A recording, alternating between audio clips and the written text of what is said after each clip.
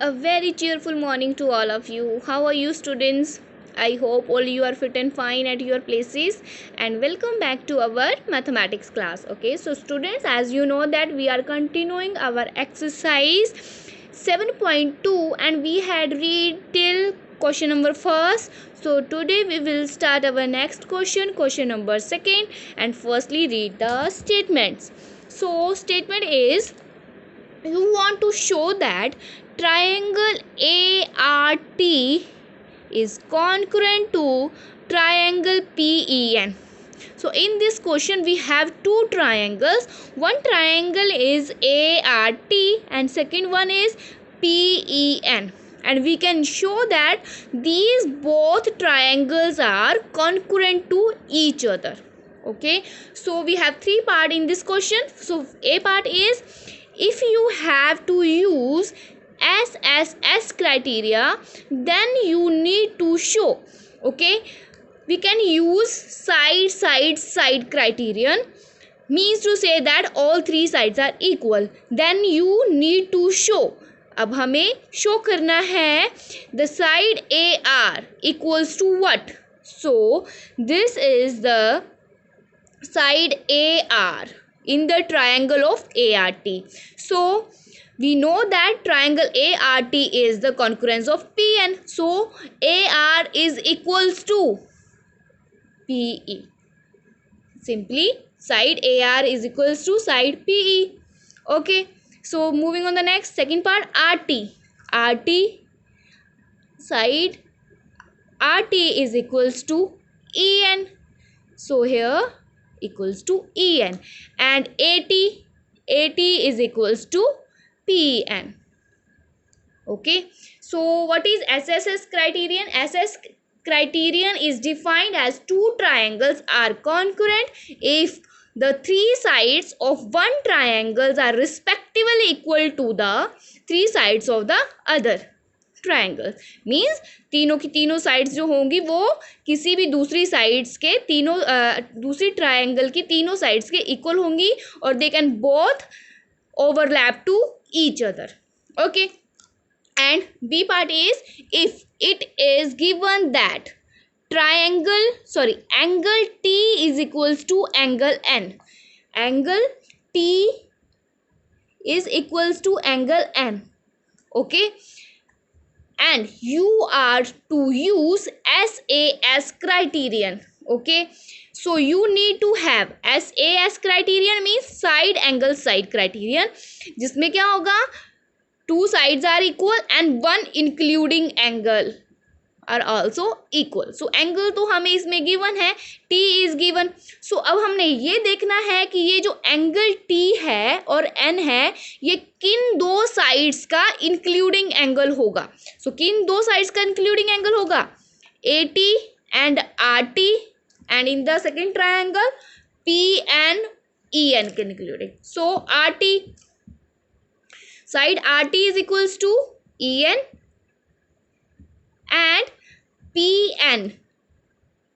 PN जो side PN है वो इक्वल होगी AT के, बिकॉज इन्हीं दो साइड का इंक्लूडिंग एंगल होगा T और इन दो साइड्स का इंक्लूडिंग होगा एंगल होगा N. Okay, so moving on the C part, if it is given that AT is equals to PN, AT is equals to PN, then you are to use ASA criterion. You need to have. अब हमें क्या दिया है, एक side दी है, given है AT side है, that is equals to PN. हमें क्राइटेरियन कौन सा यूज करना है, ASA means angle side angle. Two angles are equal and one side including side. Okay, so angle, अब जो हमारे पास साइड है AT. ओके, अब इसी साइड के दोनों एंगल्स इक्वल होंगे. तो एक तो T एंगल होगा हमारे पास जो यहाँ पे इक्वल होना चाहिए, और दूसरा होगा angle A, same as in the side of PN angle N and angle P. Okay, जिसमें हमारे पास क्या होगा, जो एंगल A है एंगल P के इक्वल होना चाहिए, और जो एंगल T है that is equals to angle N. So right here ATR ATR means angle T, angle ATR is equals to P and E, angle P and E. Okay, same as अब हमारे पास यहाँ पे T angle हो गया और N angle हो गया, अब आ जाएगा angle A and angle P. So आ जाएगा यहाँ पे angle RAT is equals to P angle के इक्वल होगा, means EPN.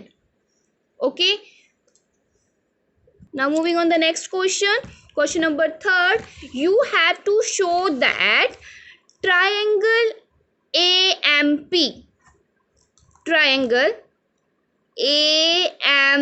in this figure we have two triangles. One triangle is AMP and second is AMQ. Okay, अब हमें इसमें यही शो करना है कि these both triangles are congruent to each other. Okay, in the following proof supply the missing reasons. We know all these steps, we can write here the reasons. Okay, so first is PM is equals to QM. So where is PM? This side is PM and this is MQ. अब यहाँ पे हमारे पास इन दोनों lines पे ये to small lines का निशान लगाया है, साइन लगाया है. अब इस साइन का मीनिंग क्या होता है कि ये दोनों जो साइड्स हैं दे बोथ आर इक्वल.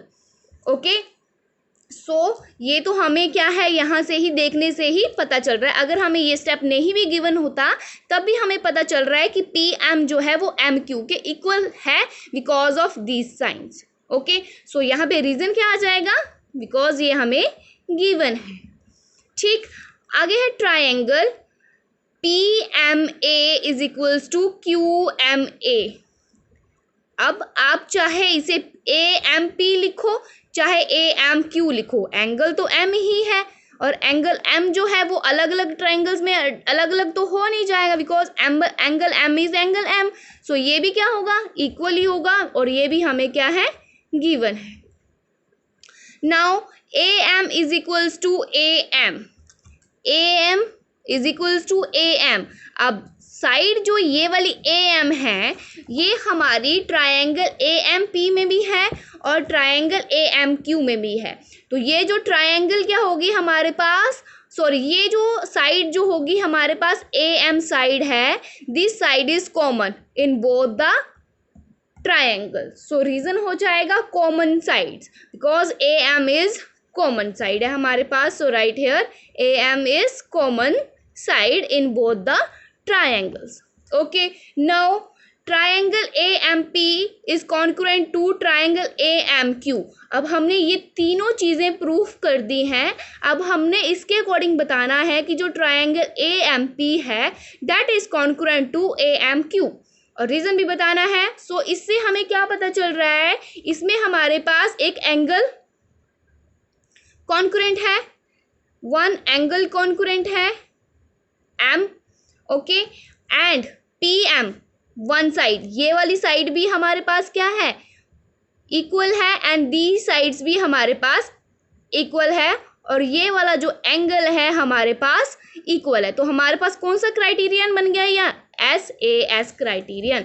अब ये कॉन्कुरेंट है, कॉन्कुरेंट क्यों है, बाय SAS कॉन्कुरेंट प्रॉपर्टी और criterion, कॉन्कुरेंस property.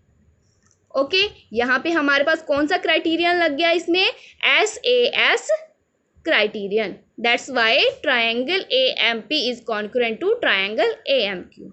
Clear. Now moving on fourth question. In triangle ABC we have two triangles, one is ABC and second is PQR. Okay, in triangle ABC, angle A is equals to 30, angle B is equals to 40 and angle C is equals to 110. And in triangle PQR, P is 30, Q is 40 and R is 110.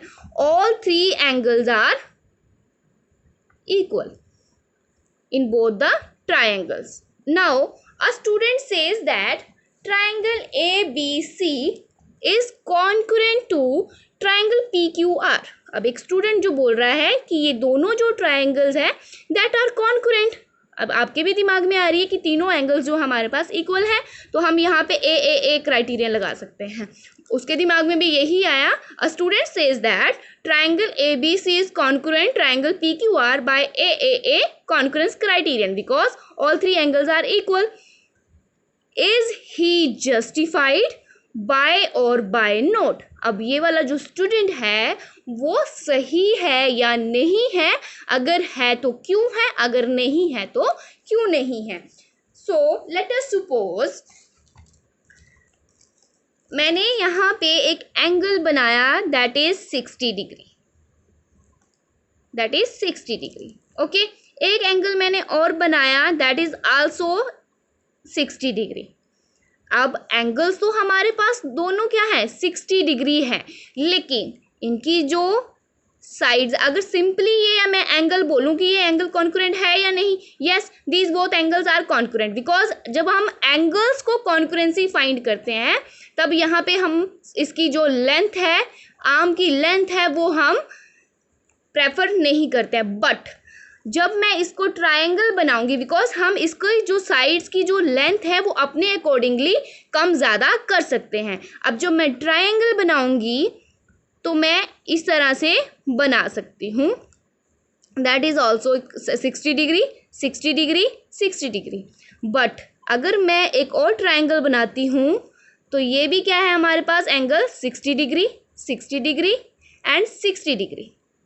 Okay, अब इसमें क्या है हमारे पास तीनों के तीनों angles हमारे पास 60 degree है, ये भी 60 डिग्री के तीनों एंगल्स, ये भी 60 डिग्री के तीनों एंगल्स आर इक्वल।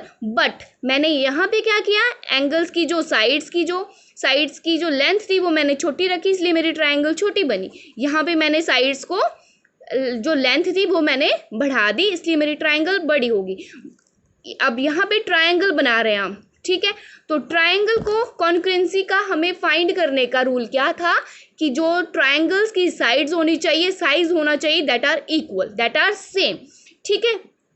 अब और वो क्या होनी चाहिए, दोनों ओवरलैप करनी चाहिए। अब अगर मैं ये वाली ट्रायंगल को उठा के इसके ऊपर रखूँ तो वो एग्जैक्टली ओवरलैप करेगा या नहीं, नहीं करेगा, बिकॉज ये वाली ट्रायंगल हमारे पास स्मॉल साइज की और ये वाली ट्रायंगल हमारे पास बिगर साइड की है, ठीक है। दैट्स वाई हमारे पास ए कोई क्राइटेरियन होता ही नहीं है। हमने ये वाला क्राइटेरियन पढ़ा ही नहीं है बिकॉज ये जस्टिफाइड ही नहीं है, बिकॉज ये जो है हमारे पास क्या हो सकता है, कॉन्करेंट हो भी सकता है और नहीं भी हो सकता है। अगर तो हमने साइड गिवन हो हमारे पास, बिकॉज यहाँ पे हमारे पास साइड्स की जो लेंथ है वो गिवन नहीं है, ठीक है। अगर तो हम साइड्स को इक्वल बनाते हैं दोनों एंगल्स में और एंगल्स को सेम रखते हैं दैट तब तो हमारे पास वो कॉन्करेंट हो जाएगा, अदरवाइज वो हमारे पास कॉन्करेंट नहीं होगा। सेम एज अगर हम ट्रायंगल बना रहे हैं, इस तरह से मैंने एक ट्रायंगल बनाई जो गिवन है हमारे पास, ठीक, that is A is 30 degree, A is 30 degree and B is equals to 40 degree and C is equals to 110। Okay, एक मैंने बना दी ABC ट्रायंगल, एंगल्स रखे मैंने, A is 30, B is 40 and C is 110। And second is एक और triangle मैंने बना दी। अब ये वाली ट्रायंगल में भी हमारे पास एंगल क्या है, PQR, P is 30 degree, Q is 40 degree and 110 degree. Angles तो मैंने सेम रखे लेकिन इसकी जो साइज क्या हो गया, मैंने स्मॉल बना दिया। अब ये क्या हमारे पास कॉन्करेंस हुई दोनों ट्रायंगल्स या नहीं, no, these both are not concurrent to each other. Okay, reason हमारे पास वही रहेगा बिकॉज साइज are not same, they are not overlap to each other. Okay, so that's all for today. Thank you. God bless you.